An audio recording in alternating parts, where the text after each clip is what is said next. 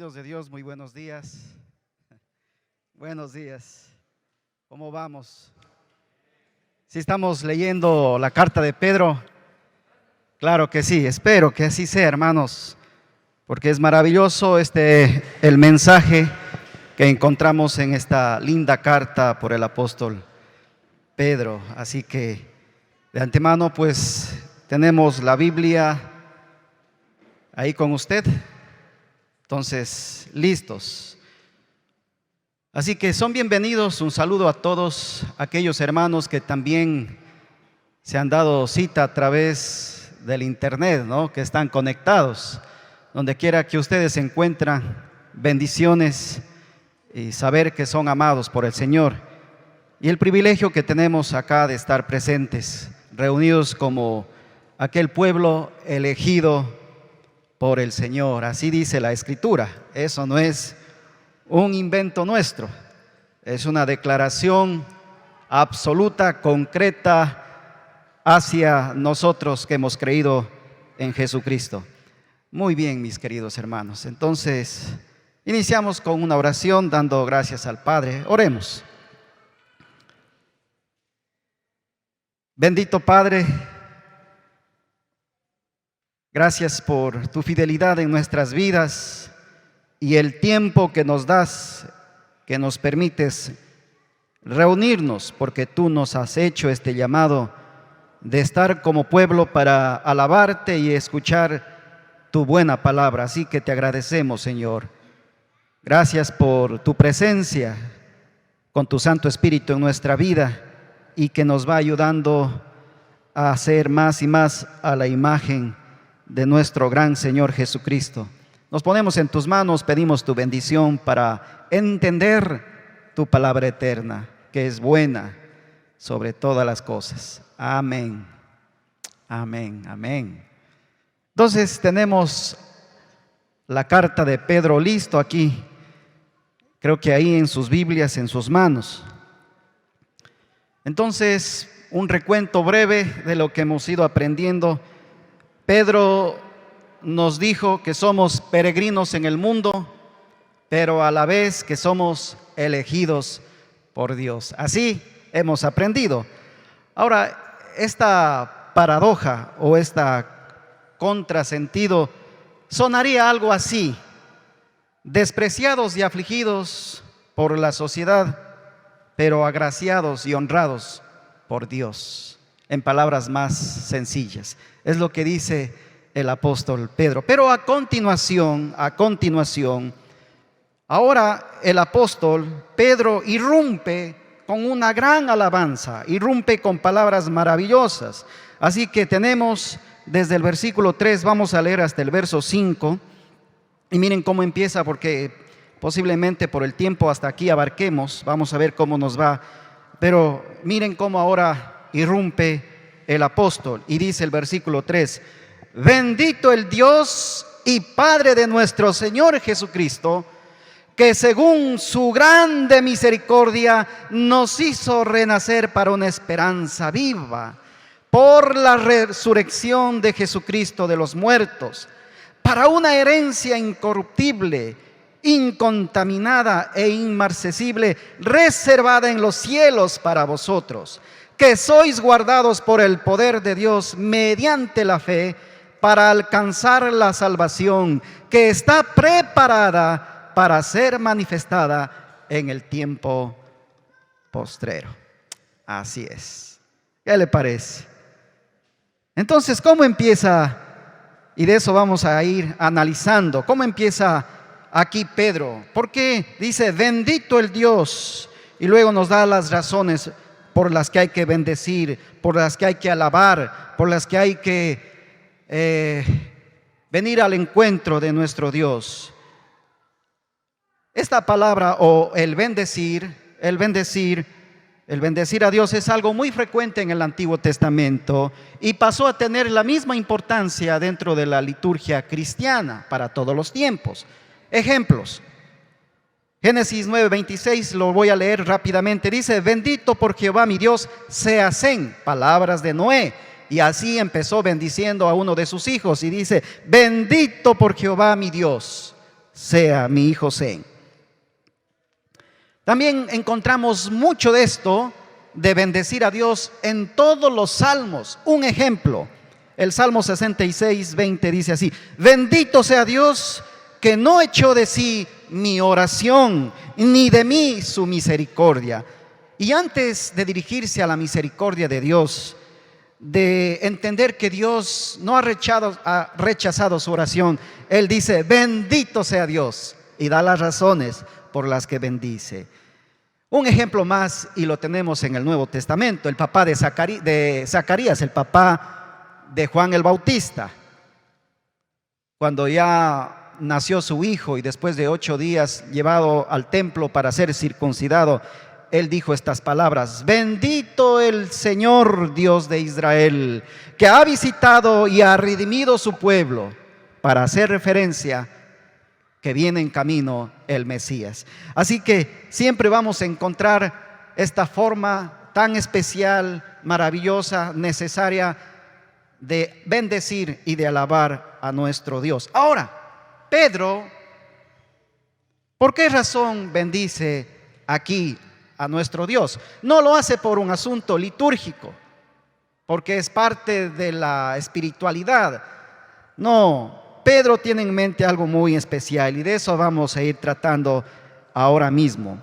¿Por qué entonces, o qué razón tiene Pedro para bendecir a Dios? Él dice: es por la grande misericordia. Escuche el versículo 3 y dice: bendito el Dios y Padre de nuestro Señor Jesucristo, que también es nuestro Padre, ¿verdad?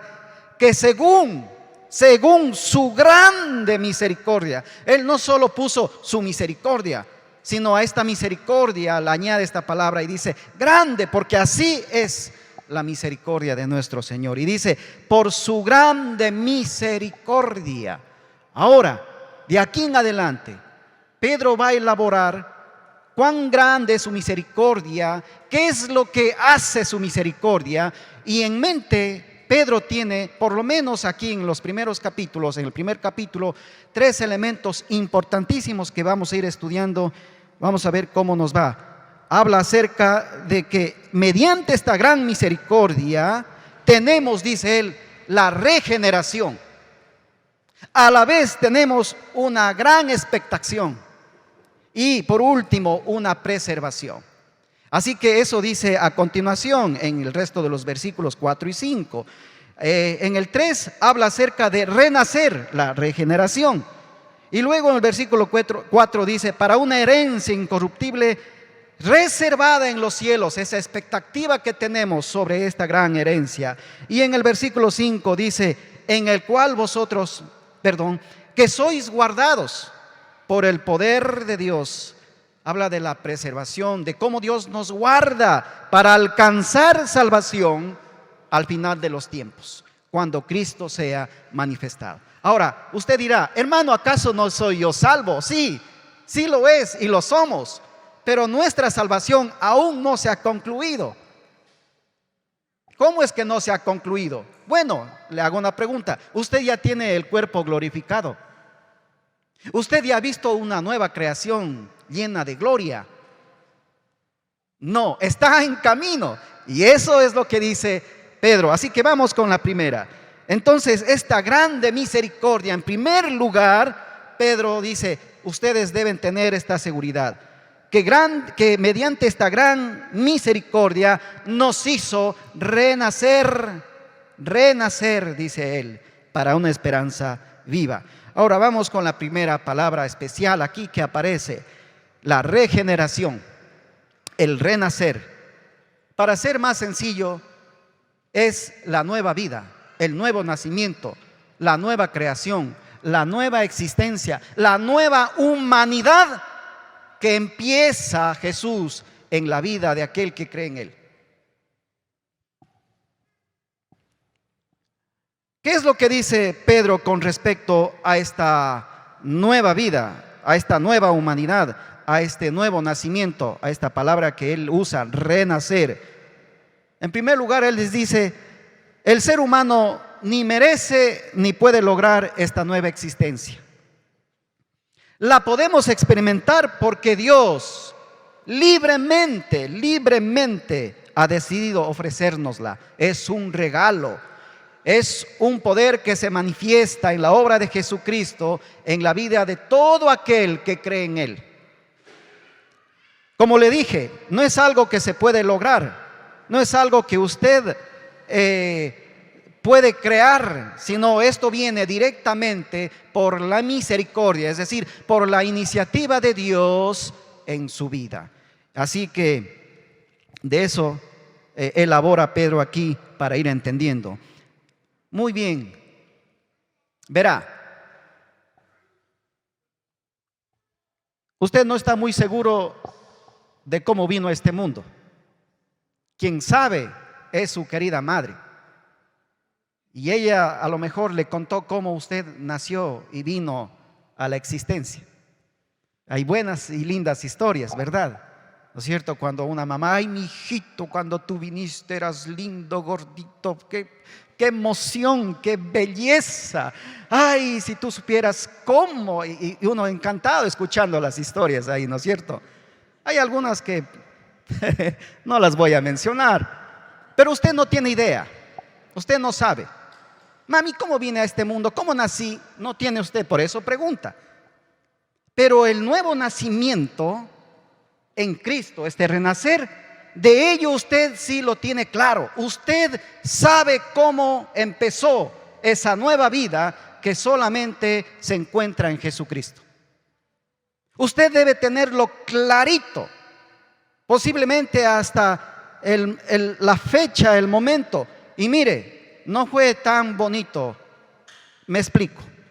Así como nos contaron nuestros padres, qué bonito, qué lindo, que ni sé cuánto. Estuvo usted y yo en los peores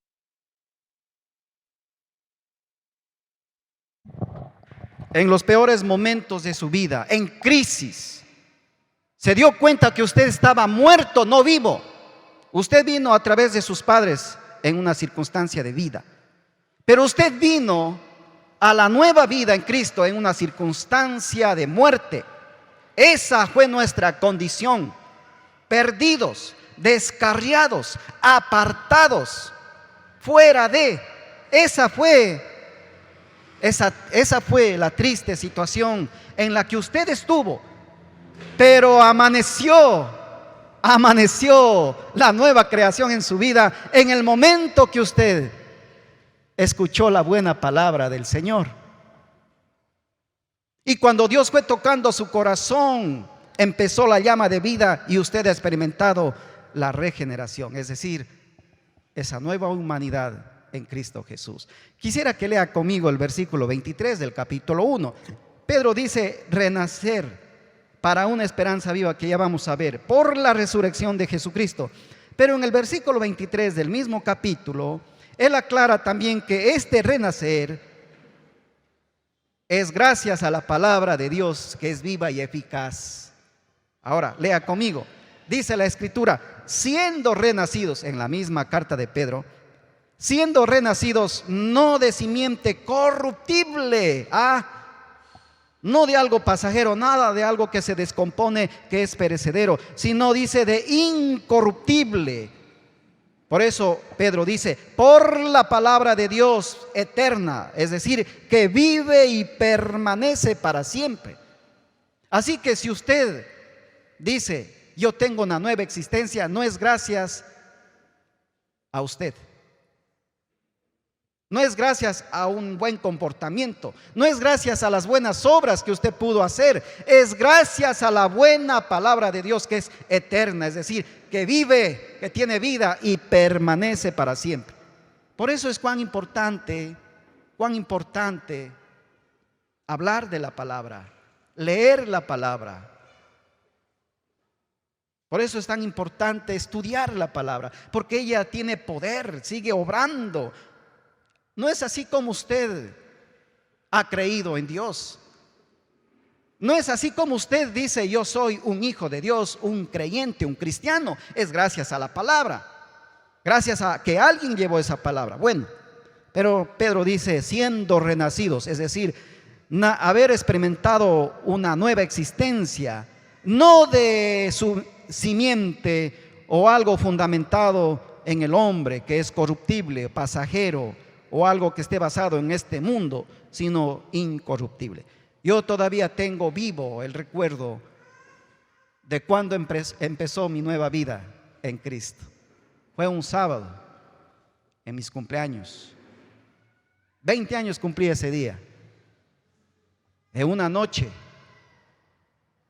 atormentado de la vida que llevaba, pero apaciguado por la buena noticia que había en Jesús, que sigue habiendo.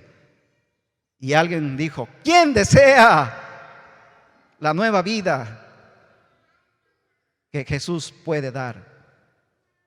Así que, por eso la Escritura, Pablo dice: si confesares con tu boca que Jesús es el Señor y que crees de todo corazón que Dios lo levantó de los muertos, serás salvo. Así dice Romanos 10:9. Y el 10 dice: porque con la boca se confiesa para salvación, y con el corazón se cree para justicia, para recibir el regalo de la vida eterna. Amén. Muy bien, entonces aquí tenemos.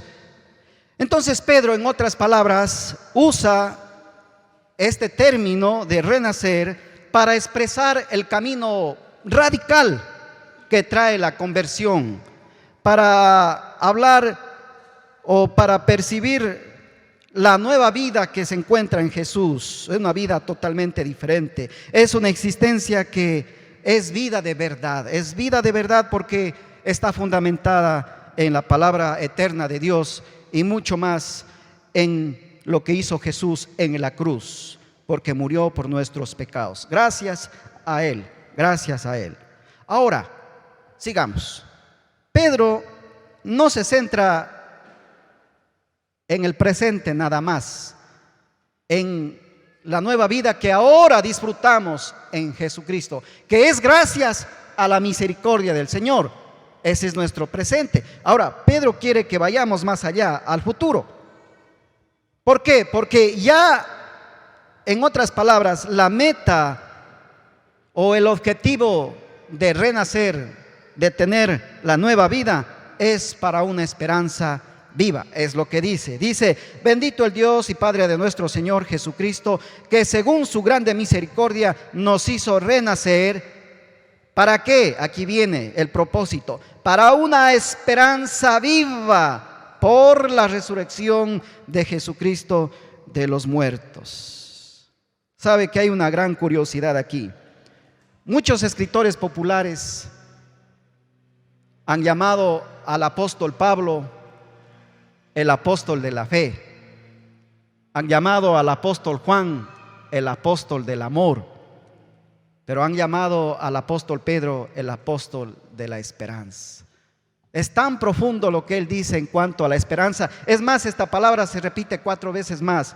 3 en el primer capítulo y en el capítulo 3, versículo 15, una vez. Ahí está la cuarta, si usted quiere leer después. La esperanza. Lo han llamado así característicamente a estos apóstoles por el énfasis que domina en cada carta. Y aquí tenemos entonces a Pedro hablando de esa esperanza viva. El apóstol Pablo dice una esperanza gloriosa en Colosenses, y en Tito dice una esperanza bienaventurada. Así que la esperanza es lo máximo en la Escritura. Vamos a ver cómo nos va. Si alguna vez usted escuchó de Víctor Frank, tiene buenos libros. Este personaje fue un psiquiatra austriaco. Y él dijo lo siguiente en cuanto a la esperanza. Él dice: la esperanza es la mayor medicina que tenemos para nuestra existencia. Escuche de nuevo: la esperanza es la mayor medicina que tenemos para nuestra existencia. Y él la probó en carne propia, de primera mano, cuando estuvo en un campo de concentración nazi en Alemania en la Segunda Guerra Mundial. ¿Sabe lo que él cuenta? Él dice: todos estaban sometidos a las mismas terribles condiciones de trato, de duro trabajo y de alimentación. Sin embargo, personas de características físicas similares, bajo las mismas condiciones todos, unos morían y otros sobrevivían. ¿Por qué?, se preguntaba Víctor Frank.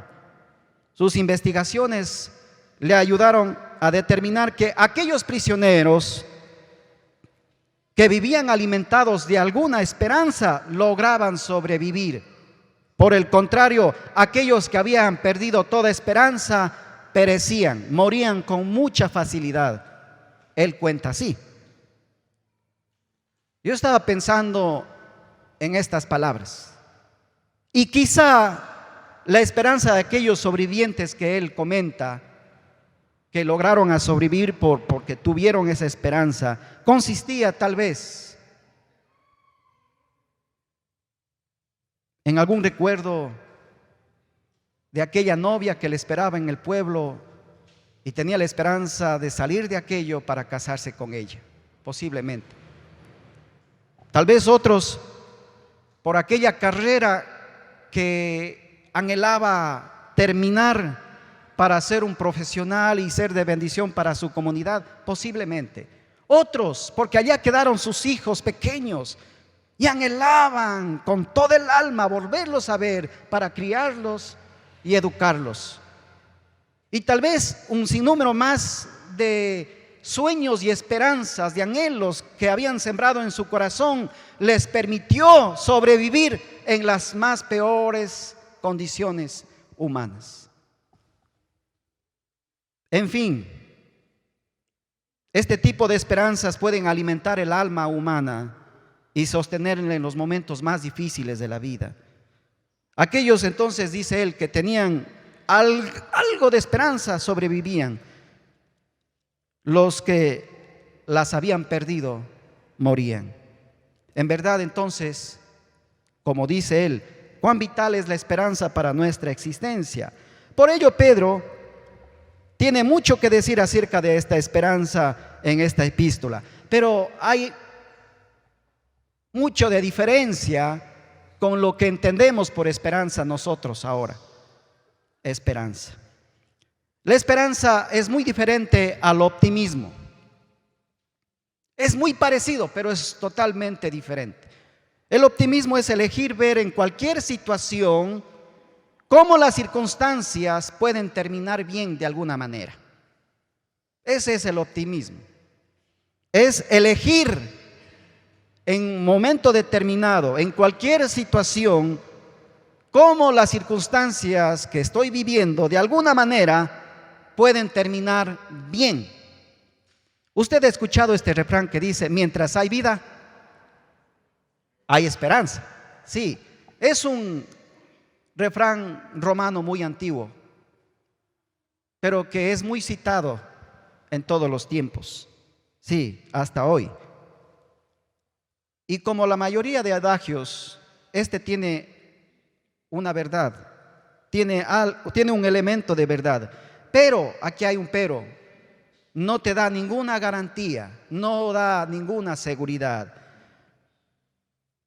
Porque es como decir,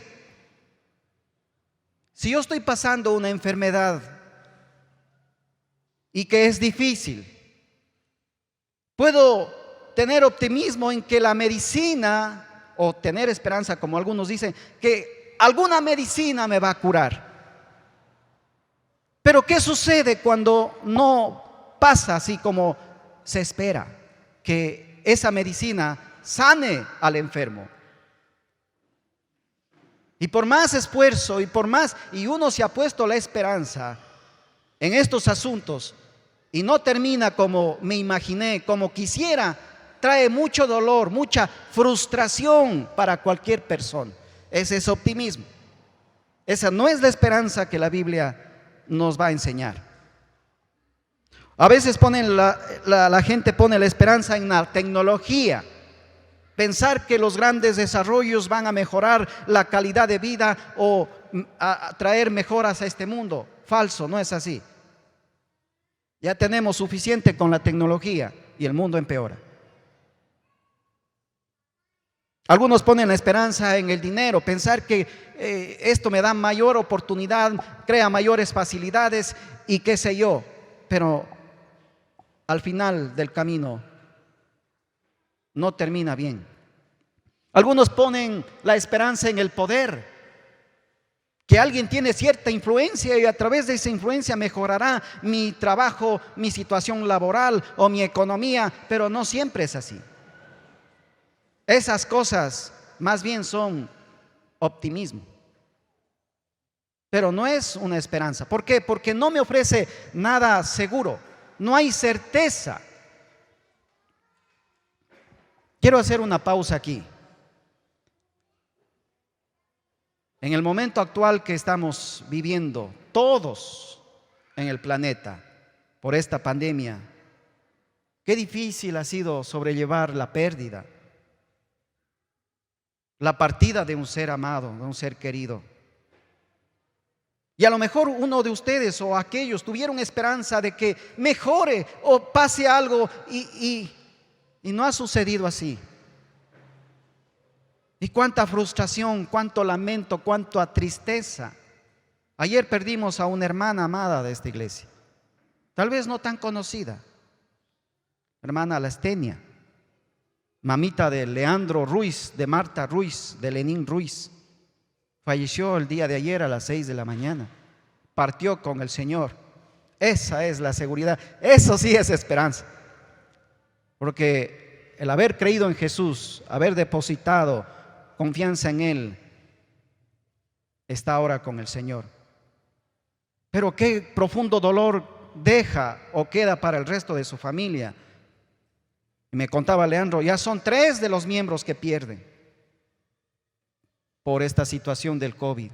3, 2 hermanos y ahora su madre. Y se queda con el mal sabor. Ahora, ¿qué vendrá? Y no es la única historia dolorosa. ¿Cuántas miles de historias? Por eso es tan importante esta carta, porque Pedro dice, hay una esperanza viva y hay que vivir con ese tipo de esperanza, que es muy diferente.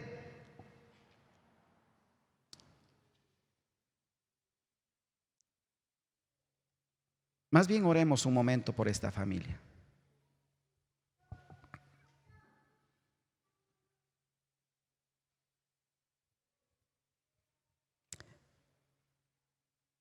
Señor Jesús, si no fuera por ti, ¿qué sería de nosotros en esta vida? Y en este momento queremos pedirte por la familia Maldonado Ruiz, que han perdido un ser querido muy amado, su madre, abuela, hermana, tía, nuestra hermana Lastenia, que ahora goza en los cielos de tu presencia. Pero Señor, queda el vacío, queda el dolor, queda el pesar, queda la pena, que es inevitable. Y queremos rogar por toda esta familia, que en el proceso del duelo tú consueles sus corazones y levantes, Señor, avives la esperanza que hay en ti, esa esperanza que tú llamas gloriosa, bienaventurada, viva. Así te pedimos paz y fortaleza para esta familia. Amén. Amén.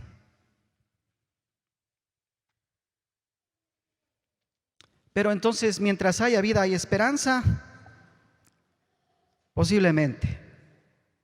Pero no es el hecho de creer que algo cambiará o que va a salir bien lo que determina la esperanza. No, la esperanza, dice el apóstol Pedro, se enfoca en Dios, en Jesucristo. Así que la esperanza radica en Dios.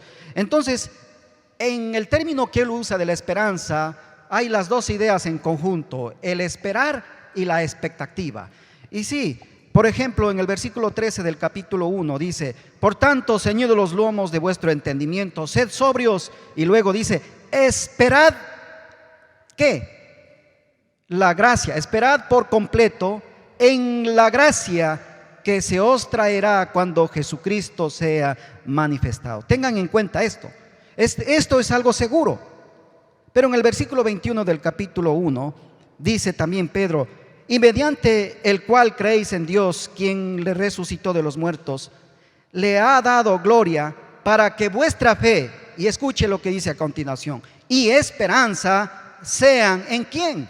En Dios. Así que Pedro dice, la esperanza, y esta es la diferencia con la que se puede tener aquí en el mundo, en la tierra, es que esta esperanza radica, se fundamenta, se enfoca en la persona de Dios y a la vez en un fundamento histórico único, en la resurrección de Jesucristo.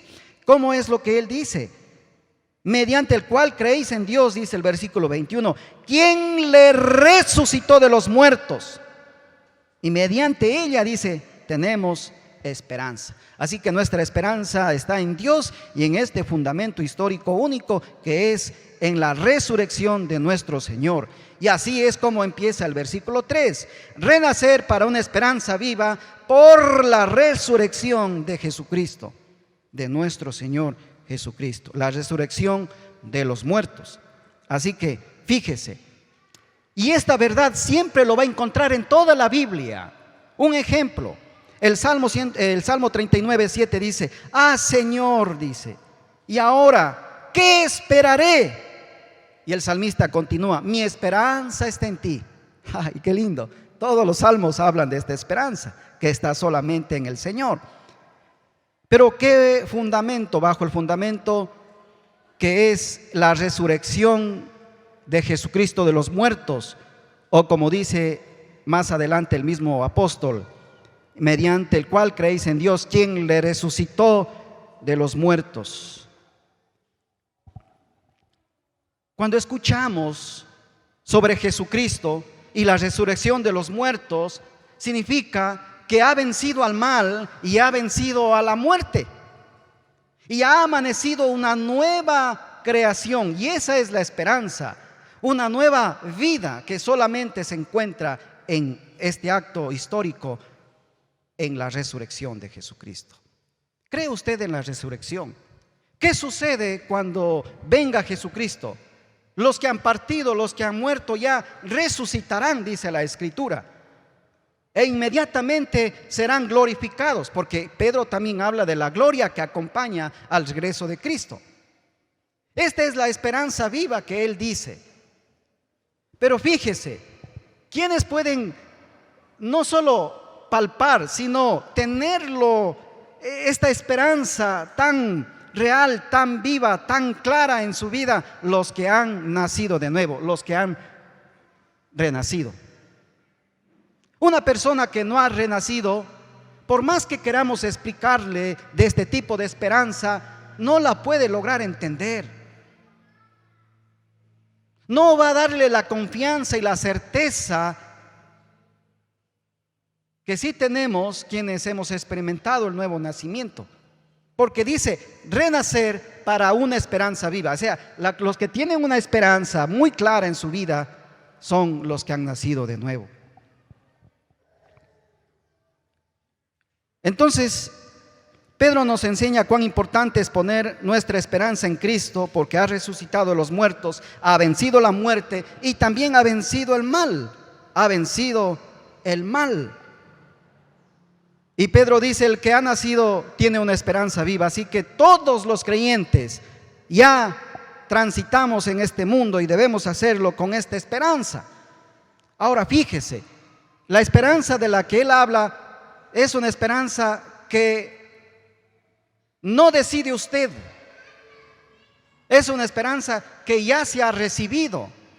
Es una esperanza que ya se ha instalado en el corazón del hombre.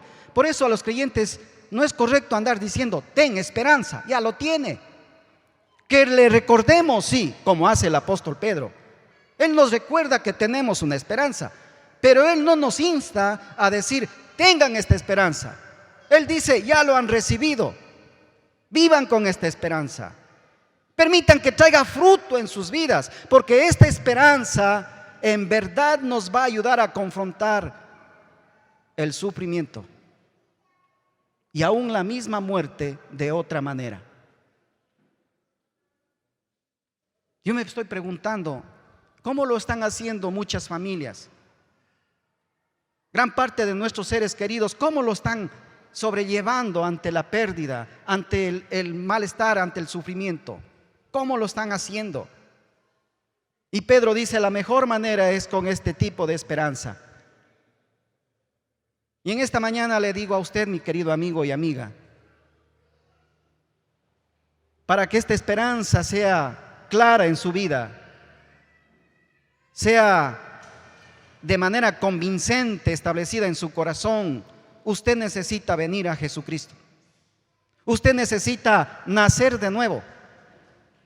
No hay otra forma de vivir con este tipo de esperanza, porque es viva, lo contrario de muerta. Es una esperanza que no tiene certeza. Esa es la esperanza muerta. Pero la viva trae fruto, me da valor, me da esa capacidad sobrehumana, una capacidad que viene de Dios para enfrentar las peores circunstancias en la vida. Ya no es ese optimismo, ojalá, parece ser, posiblemente, y a lo mejor todo termina bien. Es bueno que tenga optimismo, pero mucho mejor si usted tiene una esperanza. Y ahora, fíjese lo que dice el apóstol Pedro. Dice, no solo una esperanza viva, sino a continuación dice, una herencia incorruptible, que está reservada en los cielos. Usted tiene esa confianza de que tenemos una herencia. ¿Cuáles son las experiencias de las herencias aquí en la tierra? No es seguro. Están contaminadas con envidia,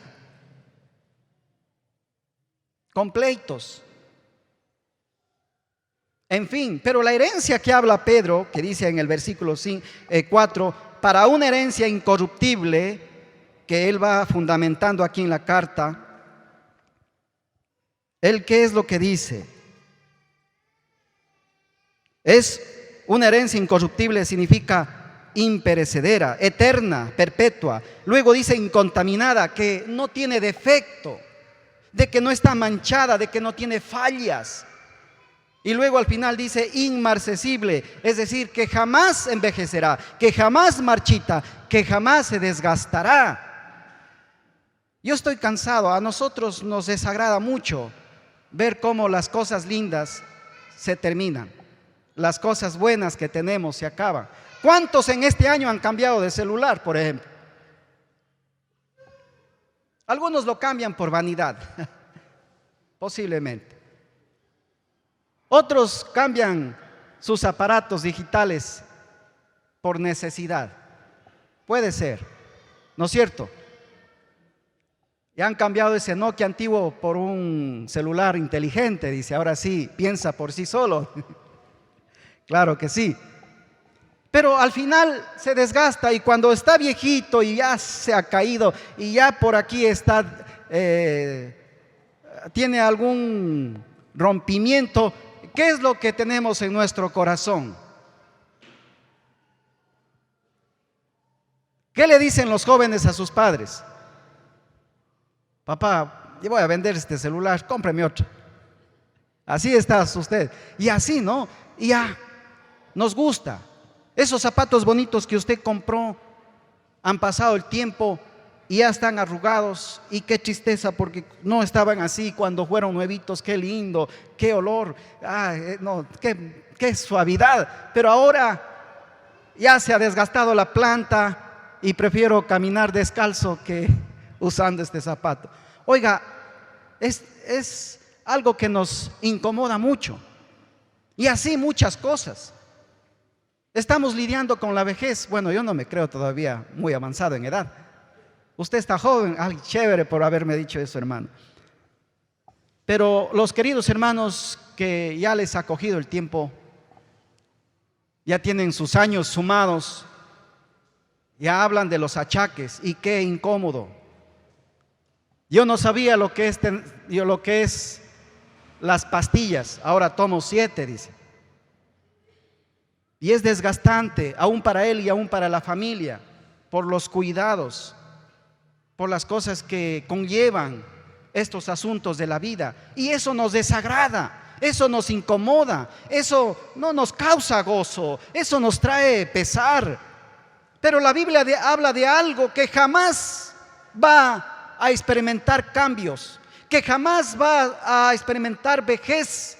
Y por eso Pedro dice: oigan bien, esa esperanza viva también se traduce en una herencia que no está contaminada por esos asuntos de envidia, de codicia, de pleitos, por algo que no envejece, que permanece pleno y completo y está reservada en los cielos.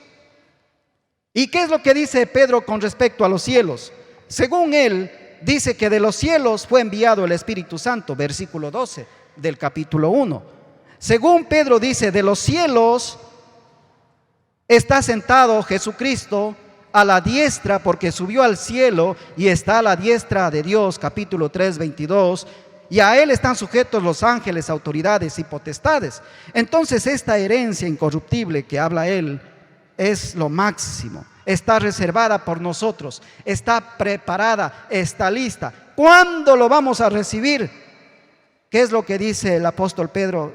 Versículo 4 dice, en el versículo 5 dice: preparada para ser manifestada en el tiempo postrero. Pedro usa mucho esta palabra manifestada, reservada, 7 veces. Y eso tiene que ver con la llegada de nuestro Señor Jesucristo. Versículo 7 dice aquí que cuando sea manifestado Jesucristo. El versículo 13 también dice que os traerá esta gracia cuando Jesucristo sea manifestado. No sabemos cuándo llegará esta manifestación, cuando Cristo aparezca por segunda vez. Pero esa es la expectativa con la cual debemos vivir, dice el apóstol Pedro, porque esa expectativa también va alimentando más y más esa esperanza viva en ustedes. Saber que ya está pronto. Ahora, fíjese lo que dice el apóstol Pedro. Quiero adelantarme un poquito. Él dice en el capítulo 4, versículo 7, dice: mas el fin de todas las cosas se acerca. Sed sobrios, pues, y velad en oración, porque el fin de todas las cosas se acerca. Y por eso el apóstol Pedro insta a los hermanos y dice: Él será manifestado. Ya termino con esto. Y esto debe causarnos gran gozo en nuestro corazón, mucho más certeza de lo que tenemos. Cuando Él habla de esta manifestación de Jesús, Él nos garantiza que será ciertísima. Él nos dice: será tan segura, tengan un pleno conocimiento. ¿Sabe por qué? ¿Sabe por qué? Versículo, quiero que lea conmigo en su Biblia, capítulo 1, versículo 20.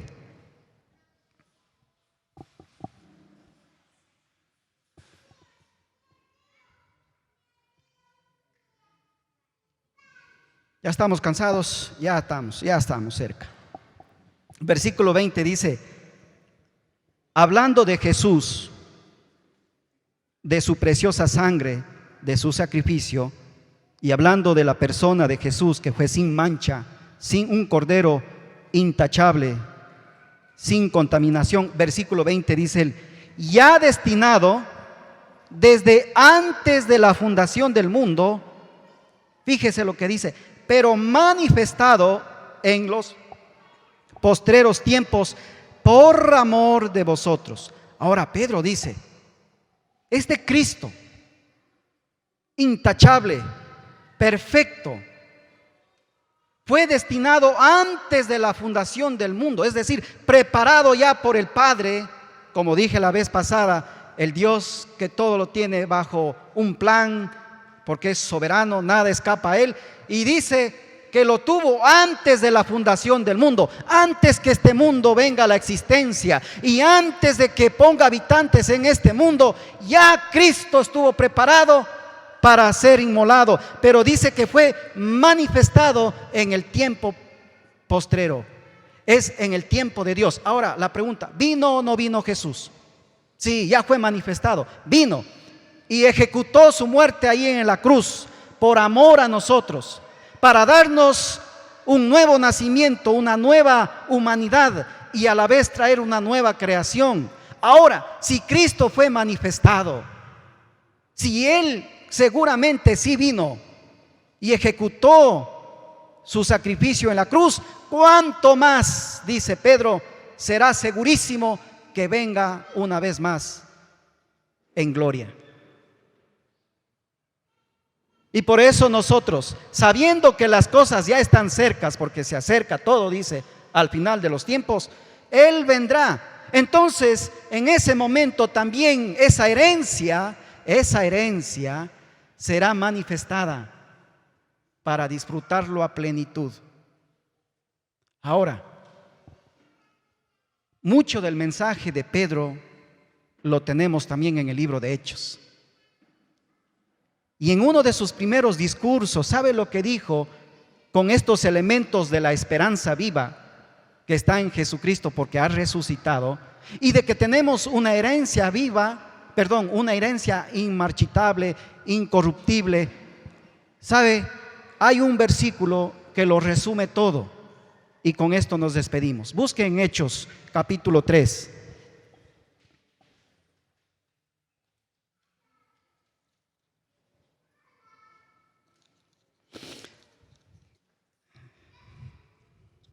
Yo suelo decir que hay mucha tela por cortar y nunca se puede avanzar en un solo domingo. Hasta aquí nos vamos a quedar. Pero lea conmigo esto que escribe el apóstol Pedro cuando da la curación de un cojo. Y él nos habla en el versículo 19 al 21. Vamos leyendo con cuidado y fíjese lo que dice el capítulo 3 de Hechos, versículo 19 al 21. Él está hablando del evangelio, anunciando la buena nueva a un gran público, y dice así: así que arrepentíos y convertíos para que experimenten el nuevo nacimiento. Eso está diciendo. Para que sean borrados vuestros pecados, para que venga de la presencia del Señor tiempos de refrigerio, esa paz que necesitamos de Dios. Versículo 20, y dice: y Él envíe a Jesucristo. Él envía a Jesucristo, que os fue antes anunciado, que ya murió en la cruz. Pero fíjese lo que dice en el 21: a quien de cierto, hablando de Jesús, es necesario que el cielo reciba hasta los tiempos. Es decir, Jesús subió a los cielos y está a la diestra hasta el momento de la restauración. ¿De qué, mi querido hermano? Lea fuerte. De todas las cosas que habló Dios por boca de sus santos profetas, que han sido desde tiempo anunciado. Profetas que han sido desde el tiempo antiguo, que han anunciado estos eventos. Entonces dice: arrepiéntanse para que experimenten la buena vida, la vida verdadera de Jesús, porque hay perdón de pecados, porque hay refrigerio para vuestras almas. Y en segundo lugar, Él envíe de nuevo a Jesucristo, que ya fue anunciado, para que hasta que llegue el tiempo necesario, dice, que esté retenido en los cielos, para que se haga efectivo en el tiempo postrero, ¿no es cierto?, la restauración de todas las cosas. Y Pablo también habla mucho de esto cuando dice que vendrá el momento en que la nueva creación será revestida de gloria. Ahora, la restauración de todas las cosas. Qué lindo, hermanos. Yo soy optimista tal vez de que Ecuador o nuestro país mejore, que las cosas marchen bien al final, en medio de crisis que tenemos en nuestra política. Pero yo vivo con una esperanza, y eso hace la gran diferencia, porque esta esperanza que dice Pedro radica en el pasado. Dios siempre ya se ha manifestado y nos ha dado evidencia de que Él está al control, de que Él está haciendo, de que Él está obrando. Y se ha demostrado, lo hará también en el presente, dice Pedro, y lo está haciendo. Porque a través de la palabra se puede renacer. A través de la palabra hay esperanza de una nueva vida. Y en el futuro es lo que nos espera, una herencia que no va a envejecerse. Y esa herencia es lo que dice Pedro en Hechos, es la restauración del cosmos, es la nueva tierra y el nuevo cielo que jamás experimentará corrupción. Usted puede imaginar un mundo sin mal, un mundo sin injusticias, un mundo sin enfermedad, un mundo sin polémica, un mundo lleno de paz. Sí, lo hay. Y ya está en camino, está reservado. Llegará pronto cuando Jesús se manifieste. A esa gloria del nuevo mundo nos acompaña la herencia de un nuevo cuerpo. Yo estoy cansado de este cuerpo. Ya pasarán los años y me saldrán más arrugas. Tal vez físicamente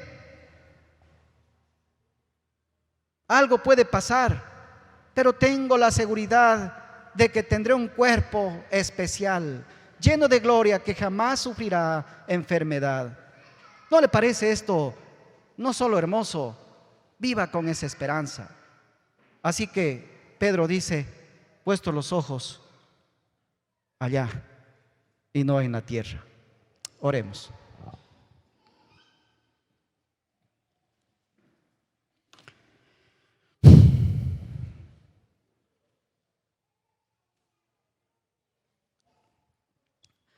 Bendito Dios y Padre de nuestro Señor Jesucristo, nos unimos a la alabanza de bendición del apóstol Pedro y como iglesia reconocemos y agradecemos, Señor, todo lo que tú estás haciendo. Jesús dijo, mi Padre hasta ahora trabaja. Gracias, Padre, porque estás trabajando.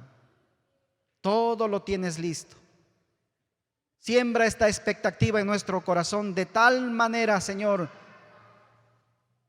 que nunca se mueva de nuestro corazón, de nuestra mente, y ayúdanos a enfrentar la vida con esta auténtica esperanza que ya nos has dado en Cristo Jesús.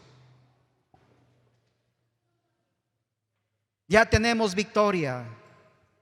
Ya tenemos victoria, Señor, en ti, sobre el pecado, sobre el mal, sobre la misma muerte.